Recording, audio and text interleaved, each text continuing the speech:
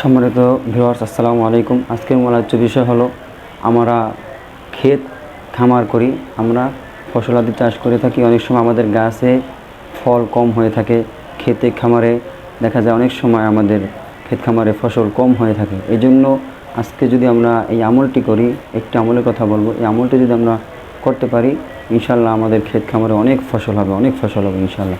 আমলটি কি? কোনো কাগজের উপর সূরা ফাতিহা লিখে উহা ধৌত করে পানি ক্ষেত অথবা বাগানে ছিটিয়ে দিবি।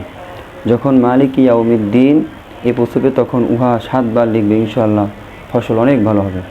আমি আবার বলছি, কোনো কাগজের উপরে সূরা ফাতিহা লিখে উহা ধৌত করে পানি ক্ষেতে অথবা বাগানে ছিটিয়ে দিবি এবং যখন মালিক ইয়াউমিদ্দিন এ পৌঁছবে তখন উহা 7 বার লিখে ইনশাআল্লাহ অনেক ফসল হবে।